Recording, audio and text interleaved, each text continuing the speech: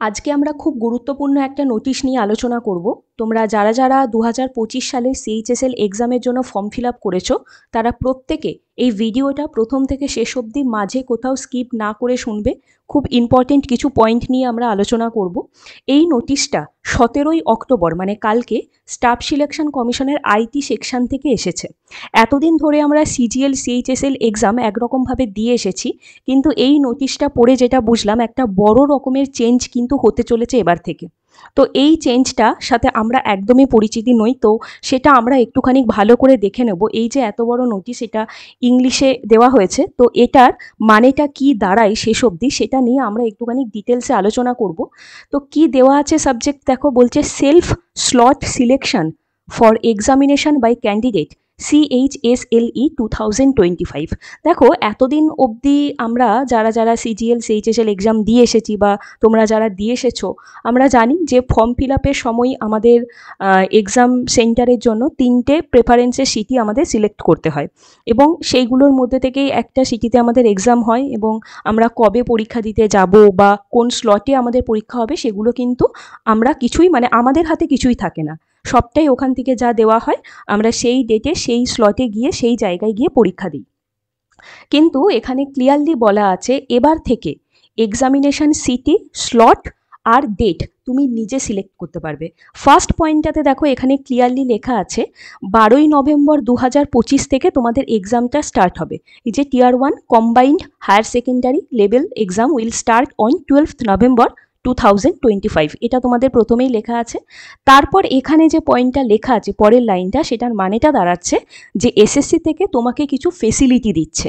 কি ফেসিলিটি না, এখন থেকে তুমি নিজে চয়েস করতে পারবে তোমার এক্সামিনেশন সিটি, ডেট এবং শিফট।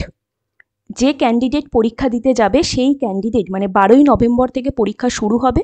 এবারে যা যা তোমার অ্যাভেলেবেল থাকবে আর কি, মানে যেই সমস্ত ডেটগুলোতে পরীক্ষা হবে তার মধ্যে তুমি কোন ডেটটা নিজে চুজ করতে চাইছো বা কোন শিফটে তুমি পরীক্ষা দিতে চাইছো আর কোন সিটিটা তুমি চুজ করতে চাইছো সেটা তুমি নিজেই করতে পারবে।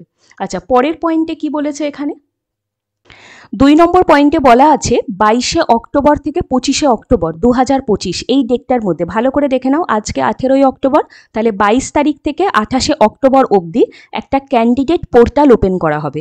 যেই পোর্টালে লগ ইন করে তুমি তোমার নিজের পছন্দ মতন এক্সাম সিটি, ডেট এবং শিফট চুজ করতে পারবে। এক্সাম সিটি কিন্তু তুমি ফর্ম ফিল আপ করার সময় যেগুলো প্রেফারেন্সে দিয়েছিলে সেই 3টে সিটির মধ্যে থেকেই তোমাকে চুজ করতে হবে, সেগুলোর বাইরে কিন্তু অন্য কিছু শো করবে না। তুমি যখন লগ ইন করবে তোমাকে কিন্তু ওই তোমার প্রেফারেন্সের 3টে সিটিই কিন্তু শো করবে। ঠিক আছে, তো ওইটার মধ্যে তুমি যে কোনো একটা চুজ করবে।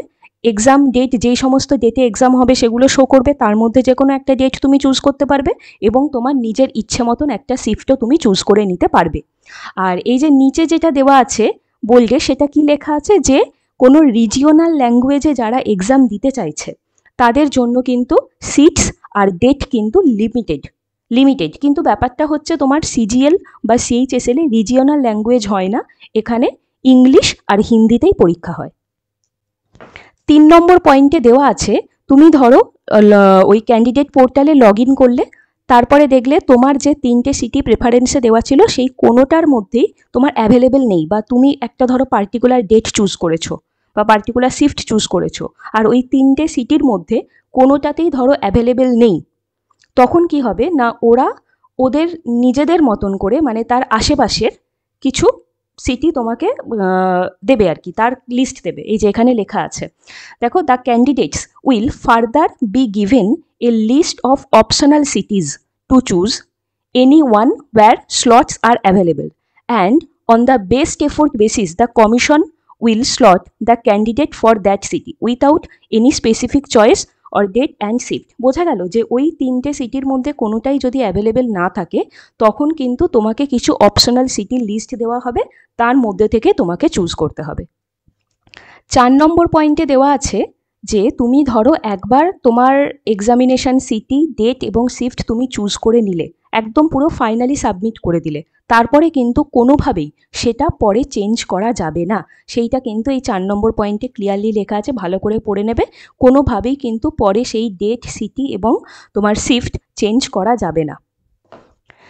5 নম্বর পয়েন্টে দেওয়া আছে in respect of those candidates who do not exercise the option of date, city and shift during the prescribed window for the CHSLE, that is from 22nd October to 28th October, it is hereby informed that it will be inferred by the Commission that such candidates do not intend to appear for the examination. Very very important. যদি তুমি কোনোভাবে 22শে October থেকে 28শে অক্টোবরের মধ্যে তোমার examination city, date এবং shift choose না করো, সাবমিট যদি তুমি না করো, তাহলে ধরে নেওয়া হবে যে তুমি পরীক্ষাটা দিতে কোনোভাবেই ইন্টারেস্ট নয় এবং তুমি কিন্তু ফার্দার আর এই এক্সামে বসতে পারবে না। মানে 2025 সালের এক্সামে কিন্তু তুমি আর বসতে পারবে না। এটা 5 নম্বর পয়েন্টে লেখা আছে। 6 নম্বর পয়েন্টে এখানে তোমাকে কিছু গাইড করা হবে, সেটাই লেখা আছে, candidates may also note that to guide them with detailed option exercise process a self-explanatory document with necessary screenshot will be made available in the portal। মানে যখন তুমি ক্যান্ডিডেট পোর্টালে লগ ইন করবে বা যখন তুমি চুজ করবে, সেখানে কিন্তু তোমাকে গাইড করার জন্য স্ক্রিনশট সমেত এখানে সব কিছু গাইডলাইন থাকবে বা বোঝানো থাকবে, তাতে কোনো অসুবিধা হবে না। তো এই নোটিশটা দেখে নাও, government of India, under secretary to the government of India, date 17/10/2025। তাহলে এই হচ্ছে পুরো ব্যাপার, ঠিক আছে। এটা একদম সম্পূর্ণ নতুন জিনিস, কারণ এই জিনিসটা আগে কখনোই ছিল না। এখন এই জিনিসটা কিন্তু মানে এখন থেকে আর কি এসএসসির যা যা পরীক্ষা হবে, ধরে নেওয়া যায় যে সমস্ত পরীক্ষাতে কিন্তু এভাবেই হতে থাকবে।